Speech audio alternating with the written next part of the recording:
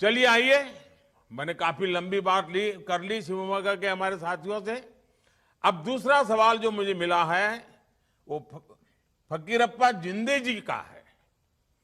वो चित्रदुर्ग जिले से हैं और वो पूछते हैं, सर हम लोग हमेशा डबल इंजन सरकार की बात करते हैं। डबल इंजन सरकार की परिभाषा आपके लिए क्या है?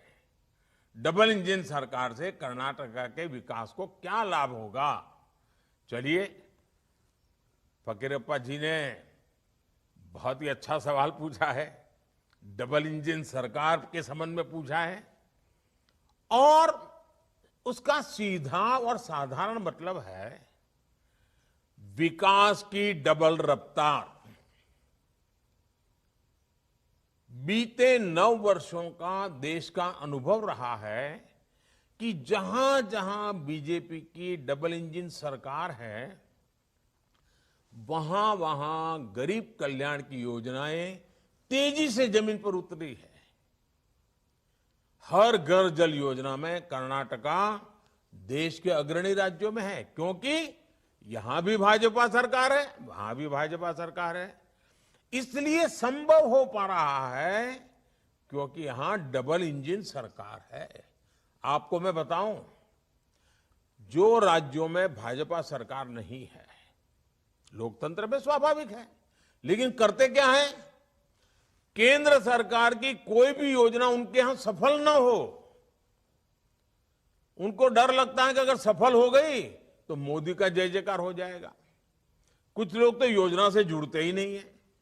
कुछ राज्य ऐसे हैं वो योजना का नाम बदल देते हैं, स्टिकर नया लगा देते हैं।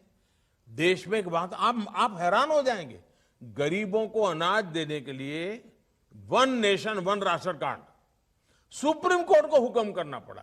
क्यों? क्योंकि डबल इंजन सरकार उस राज्य में नहीं थी। देखिए, पीएम किसान सम्मान निधि में यहां कर्नाटका सरकार 4,000 रुपये अपनी तरफ से भी जोड़ रही है। भारत सरकार 6,000 रुपये दे रही है, राज्य सरकार 4,000 रुपये, दोनों भाजपा की सरकार। किसान को क्या मिल रहा है? 10,000 रुपये मिल रहा है। तो हुआ नहीं डबल लाभ। आप देख रहे हैं कि बीते 9 वर्षों में भारत दुनिया भर के निवेशकों के लिए महत्वपूर्ण केंद्र बना है। रिकॉर्ड निवेश भारत में हो रहा है। डबल इंजन सरकार के कारण इसका बहुत बड़ा लाभ कर्नाटका को मिला है। अगर यहां ऐसी सरकार आएगी जो बात बात पर केंद्र सरकार से लड़ती रहेगी, योजनाओं को रोकती रहेगी, जनता जनार्दन का जो भी हो जाए उनकी राजनीति चलते रहे, अगर यही हुआ तो सारे इंफ्रास्ट्रक्चर के प्रोजेक्ट्स को वो लटकाती रहेगी। हम रोड बना चाहेंगे, वो जमीन संपादन का काम ही धीरे धीरे करेंगे। तो कैसे निवेश आएगा? निवेश नहीं आएगा तो कर्नाटका में नए रोजगार कैसे बन पाएंगे? यानी डबल इंजन की सरकार का न रहने पर जनता पर डबल मार पड़ती है। और आप देखिए, आप सामान्य नागरिक से बात करते ये भी बता सकते हैं कि देखो भाई, ट्रैक्टर है, हम बहुत बढ़िया काम करता है, लेकिन ट्रैक्टर का एक पहिया आप मारुति कार का लगा दें तो बताइए वो ट्रैक्टर चलेगा क्या? किसी के काम आएगा क्या? वो खुद ही अपनी उसे बर्बादी करेगा कि नहीं करेगा? जैसे एक ही प्रकार की व्यवस्था गति तेज देती है, वैसे ही डबल इंजन की सरकार गति तेज देती है। छोटी छोटी बातें लोगों के साथ बैठ करके समझाइए, मतदाताओं के साथ चर्चा करके बताना चाहिए और बूथ लेवल पे बताना चाहिए। लंबे लंबे बड़े भाषण करने की जिम्मेवारी जिसकी है वो करेंगे। हम कार्यकर्ताओं को तो बूथ को ही जीतना है और बूथ पर ही हमारी शक्ति हमें लगानी है। तब डबल इंजन सरकार का असली मतलब समझ लोगों को आ जाएगा। साथियों, जब भी भाजपा को सेवा करने का मौका मिलता है तो विकास की स्पीड और स्केल दोनों बढ़ जाती है। अब जैसे कुछ पार्टियां कह सकती हैं कि वो जब सत्ता में थी तो वो भी आवास से जुड़ी योजनाएं चलाती थी, तो ऐसे में भाजपा अगर आवास से जुड़ी योजना चला रही है तो उसमें नया क्या है, ऐसा बोलते हैं।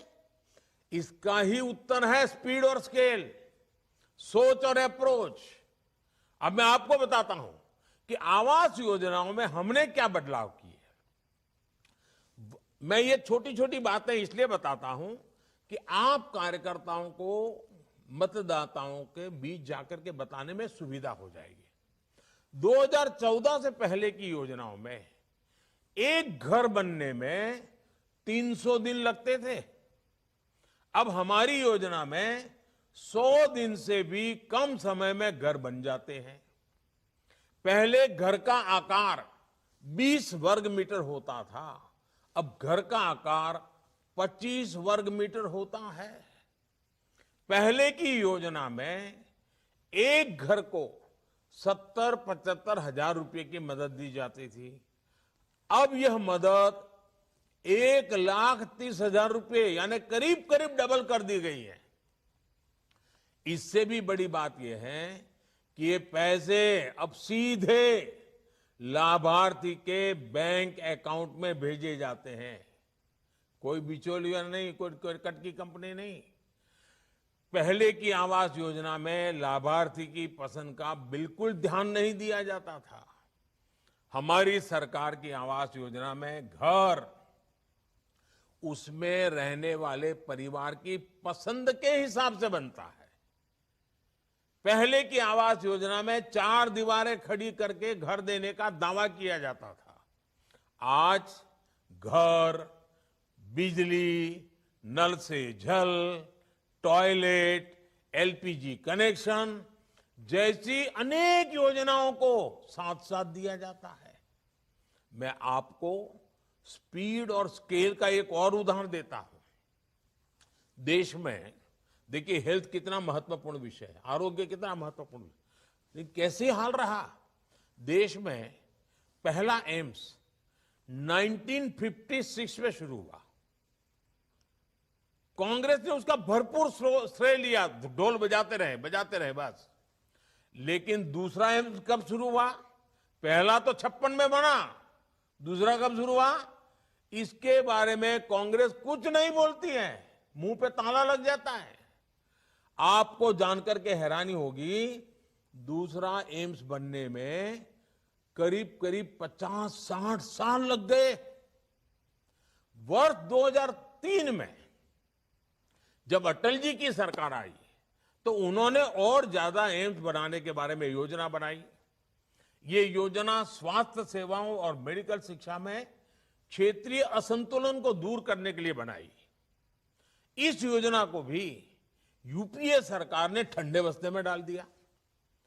बहुत ज्यादा मांग बढ़ने और देश की जनता की मांग करने पर आधे अधूरे मन से काम किया गया।